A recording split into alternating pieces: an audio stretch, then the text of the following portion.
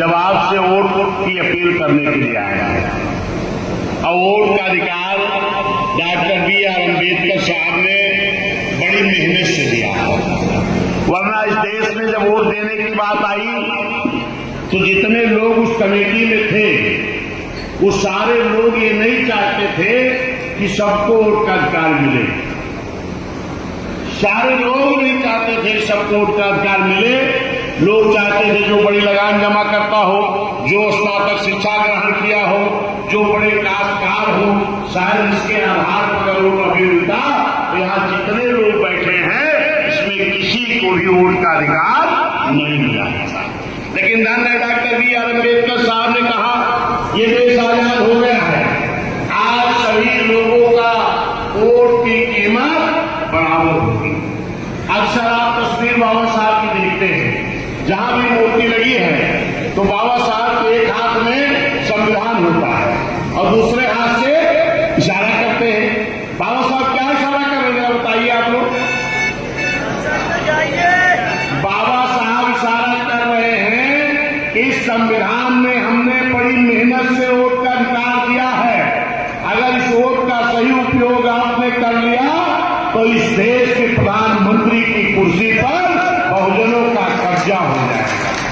ये कह रहे हैं बाबा साहब। और इस देश के प्रधानमंत्री की कुर्सी पर हम नारा तो लगाते हैं, वोट हमारा राज तुम्हारा नहीं चलेगा, नहीं चलेगा, लेकिन आज तक बाबा साहब की इस बात को हम पूरा नहीं कर पाए कि इस देश के प्रधानमंत्री की कुर्सी पर कब्जा करेंगे।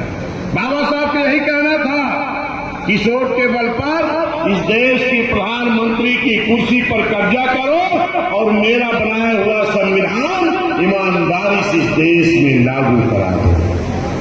क्योंकि बाबा साहब ने संविधान बनाकर सौंपते वक्त इस बात को कहा था कि संविधान तो हमने बहुत अच्छा बनाया है, लेकिन अगर इस संविधान को लागू करने वाले, इस देश की हुकूमत करने वाले अगर इस संविधान को नियत साफ करके लागू नहीं करेंगे तो ये अच्छा से अच्छा संविधान भी अच्छा काम नहीं कर पाएगा। यही देखने को मिला है।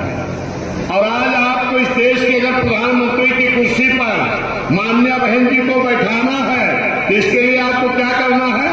इसके लिए आपको माननीय शिवनारायण गौतम जी को भारी वोटों से जिता करके इस पार्लियामेंट से दिल्ली भेजना हो।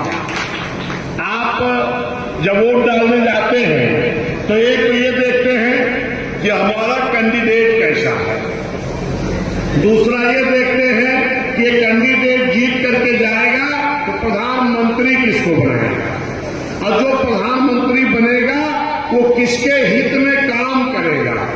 तो आज जो प्रधानमंत्री जी बैठे हैं, जो डबल इंजन की सरकार बैठी है, ये जब 14 में आए हैं भाजपा वाले प्रचार करने, इन्होंने कहा था कि इस कांग्रेस सरकार में महंगाई बहुत है, हमें लाओ हम कम करेंगे। इस कांग्रेस सरकार में भ्रष्टाचार बहुत है, हमें लाओ हम भ्रष्टाचार मुक्त देश बनाएंगे। इस कांग्रेस सरकार में नौजवानों को रोजगार नहीं मिल रहा, हमें लाओ प्रतिवर्ष 2 करोड़ नौकरी देंगे। इस कांग्रेस ने इस देश का धन विदेशों में जमा करके रखा है, हमें लाओ हम विदेश का काला धन वापस ला करके आपके खाते में भेजने का काम करेंगे। क्या 2 करोड़ नौकरी नौजवानों को मिली क्या इस सरकार में? नहीं मिली। और इतने नहीं, नौकरी भी नहीं मिली और आपकी नौकरियों को एनजीओ कर दिया गया। और आप जानते हैं कि SC, ST, OBC का जो नौकरियों में आरक्षण है वो खाली सरकारी विभागों में है, प्राइवेट में तो नहीं है ना। लेकिन ये सरकार क्या कर रही है? सरकारी विभागों को प्राइवेट कर दे रही है जहां आपका आरक्षण लागू ना हो सके। भ्रष्टाचार तो इतना बढ़ गया है कि आप खुद ही देख रहे हो। इन्होंने कहा महंगाई कम करेंगे, क्या कोई ऐसी वस्तु है कि जिसकी महंगाई कम हुई हो? हर वस्तु की कीमत कई गुना बढ़ी है। क्या विदेश का काला धन आपके खाते में आया है? अरे आने की बात छोड़ो। और इस देश का धन तमाम गुजराती लोग, विजय माल्या, नीरव मोदी, सब गुजराती लोग विदेश का धन तो नहीं आया, इस धन को लेके फरार हो गए और चौकीदार साहब आज तक पता नहीं लगा पाए। तो क्या ऐसी सरकार चाहोगे? जो आपके साथ धोखा करे ऐसी सरकार चाहोगे? अगर नहीं चाहोगे तो यहां भारतीय जनता पार्टी की जमानत जब्त करानी पड़ेगी आपको। और दूसरी तरफ एक कैंडिडेट है इंडिया गठबंधन वाले। इंडिया गठबंधन वाले कहते हैं या तो इंडिया और या तो इंडिया। लेकिन मैं कह रहा हूं 2007 में जब चुनाव हुआ था तो तमाम दलों ने बड़ा बड़ा गठबंधन बनाया था, लेकिन क्या बहन जी ने किसी से गठबंधन किया था? क्या बहन जी ने गठबंधन किया था? किससे?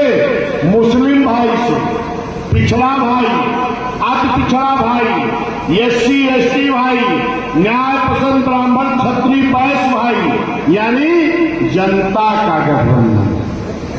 जब 2007 में जनता का गठबंधन बना तो जो दलों के गठबंधन थे ये सारे गठबंधन फेल हो गए और आपकी जनता के गठबंधन